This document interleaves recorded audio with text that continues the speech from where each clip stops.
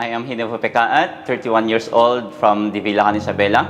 I am a pastor of the United Methodist Church and a proud member of Indigenous People, and currently assigned as District Superintendent of the newly created District of the Baguio Episcopal Area, the Isabela Coastal Mission District. I've been in the ministry for almost 9 years.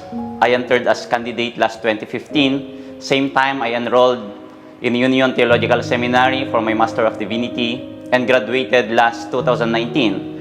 I was ordained last 2021 and appointed as DS last 2023. Walang specific na tao na nag-inspire sa akin para magpastor Although marami din naman akong hinahangaan na pastor, pero sa family namin, 8 kaming magkakapatid at 4 doon ay pastor. 4 kaming pastor. Sumasama ako sa mga kapatid ko sa kanilang ministry way back nung college ako. Maaring way din siguro ni Lord John para imulat ako sa pagmimisyon. Pero ang mas nakapag-inspire sa akin is yung need ng church na kinabibilangan ko, yung home church ko. Need na mabigyan ng importansya, need na mapalago, need na mag-expand. Kasi galing kami sa liblib at maliit na church. Semi-isolated dahil walang daan na papunta doon. Parang hindi siya natututukan gawa ng malayo at mahirap yung magdestino doon. Well, sabi ng mga pastors na pumunta doon. Especially pag taga-mainland ka. Kaya after graduation ng college, nag-commit ako na mag-serve habang ako ay nag-employ din sa LGU. Focus muna sa ministry, sa kabataan, sa outreaches, Bible study, syempre with other leaders. Dito pinakita ni Lord yung kanyang kadakilaan. Naranasan at naramdaman ko kung paano bless ni Lord yung church. Kung paano niya pinalago yung ministry, especially sa mga kabataan. Doon ko mas naramdaman yung kakaibang apoy ng paglilingkod. Napakasimple ng confirmation ng calling ko, pero at that time parang medyo imposibleng mangyari yon. Una, nag-ask ako ng condition or sign. Di ko alam kung lahat tayo naniniwala doon.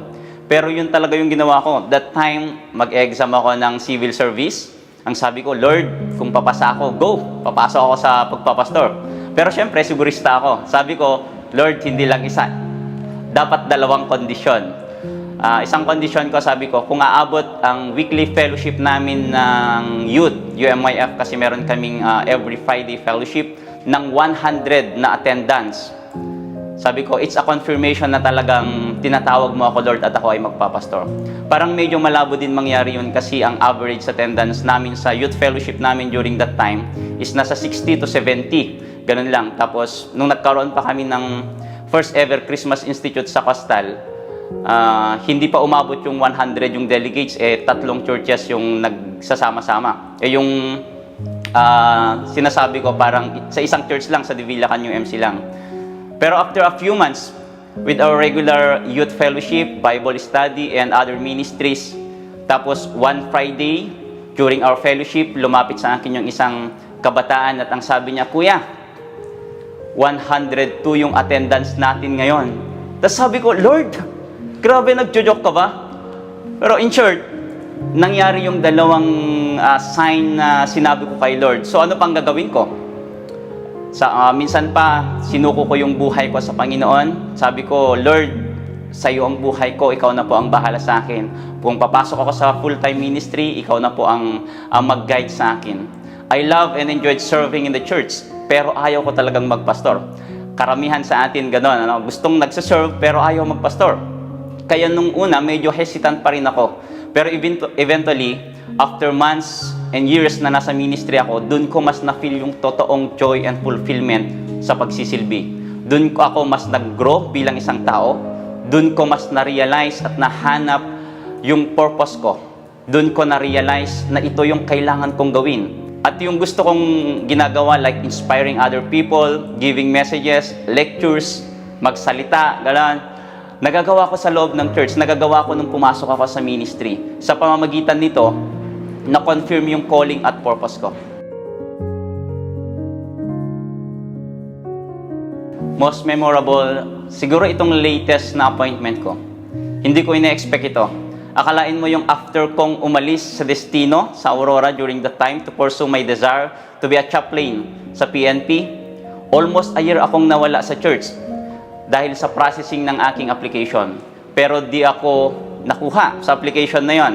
Kung hindi pa ako pinauwi ng boom kasi daw may nag-chat sa akin na iaawol na nila ako kasi hindi ako nagpapakita at hindi ako nagre-report sa boom, hindi pa ako uuwi para mag-report. Pinatawag talaga ako ng boom kasi parang biglang naglaho na lang ako. Kailangan ko ding mag-attend sa annual conference para mag-report din sa status ng application ko. Which is, wala akong balak umattend during that time. Parang nagtatago ako, nahihiya ako. Ayaw kong magpakita kasi sabi ko, ano pang mukha ko ang ihaharap ko sa conference sa mga kapwa ko pastors. Twice akong nag-fail sa application ko. Yes, I failed twice. Di ba parang after mong iwan ang lahat para sa pangarap mo, tapos yung pinapangarap mo hindi mapasa sa'yo. Parang nakakahiya. Yung mang-iiwan ka, parang iniwan mo sa ere yung ministry. Tapos hindi ka pala sigurado kung mapapasa'yo yung gusto mo. Pero sa isang iglap, at the last day of the conference, last May 2023, I was appointed as district superintendent. Hindi ako deserving, pero yung grace ni Lord sa akin. Grabe.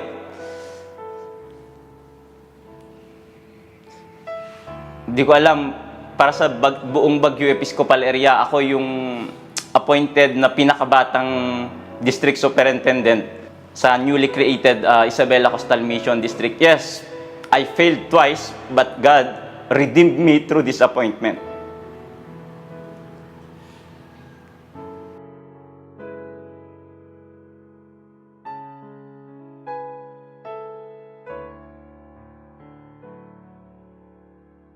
Araw-araw na susubok yung pananampalataya natin. The moment na binigay ko yung lahat para sa application ko for PNP Chaplaincy, to the point na iniwan ko ang destino ko during that time, gabi-gabing pinagdadasal naming mag-asawa. Invest kami ng time, effort, and even finances para sa application na yun. Iniwan ko nga yung destino ko during that time. Umasa ako na ako ay makakapasok kasi pinapunta na nila ako sa Camp Crame during that time. Pero 1, 2, twice na application ko, hindi ako pumasa, parang bumagsak yung mundo ko during that time. Parang nawala ako sa landas. Na-test yung patience ko, na-test yung tiwala ko sa Diyos. Hindi naman totally na nagreklamo ako sa Diyos, pero some part of my life parang sinasabi ko, Lord, ito yung pangarap ko. Ito yung pinaghahandaan ko. Ngayon na may opportunity, bakit hindi pa ibinigay sa akin? Yung una, parang ang sakit. Lalo sa pangalawang application, yung 5 years na pinaghandaan ko simula pumasok ako sa seminaryo, tapos yung pagkakataon na yun, hindi pa ibinigay sa akin. Pero alam mo, ang Diyos, gumagawa pa rin ng way para ma-overcome yung test na yun. Hindi pa rin siya nag-fail. Yung grace niya hindi pa rin nag-fail.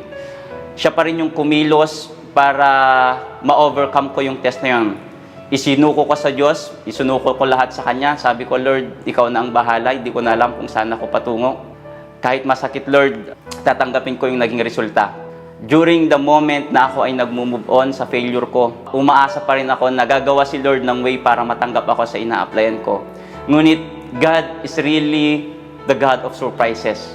Iba yung way niya. Ipanagkaloob niya kung ano yung meron sa akin ngayon. Na-overcome ko ito through surrendering and trusting again sa plano ng Diyos sa buhay ko. Ma-overcome natin ang lahat ng test. Si Lord pa rin ang gagawa ng way. We just need to trust Him. Trust His timing and trust His plan. Sabi nga sa kanta, God is too wise to be mistaken. God is too good to be unkind.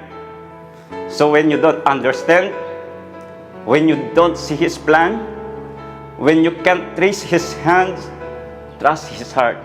At naniniwala ako na yung pagtitiwala ko sa Lord, yun yung nakatulong sa akin para ma-overcome yung test and trial na dumating sa buhay ko.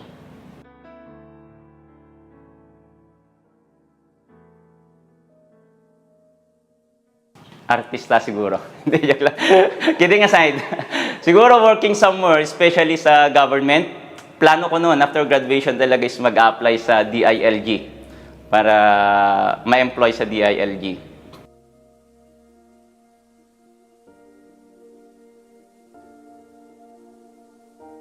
Yes, alam ko tatawagin pa rin ako. Iba yung fulfillment ng papastor. Kahit sabihin nilang mahirap, walang sapat na sahod, pero yung naranasan mo kung paano ka i-sustain ni Lord sa kabila ng iyong kawalan. Yung maranasan mo yung grasya niya araw-araw sa kabila ng marami kang pinagdaraanan. Yung maranasan mo kung paano kanya surpresahin sa iyong paglalakbay sa buhay. Isang pribilehiyo yun at naranasan ko yun nung ako ay nagpastor. Naniniwala ako na lahat tayo may calling sa iba't ibang larangan at profession. Pero kung nararamdaman mo, yes, ikaw na nakikinig ngayon, na ikaw ay tinatawag ng Panginoon sa kahit anong way, I am telling you, sumunod ka, tumugon ka. Mahirap man, pero ito yung best para sa'yo at maaring best para sa mga taong paglilingkuran mo. Sabi nga niya, the harvest is great, the workers are few, there is much to do. Our church now is in need ng mga faithful at passionate na workers. Huwag kang matakot, kaibigan. Dahil bago ka patawagin, inihanda na ng Diyos ang daan na tatahakin mo.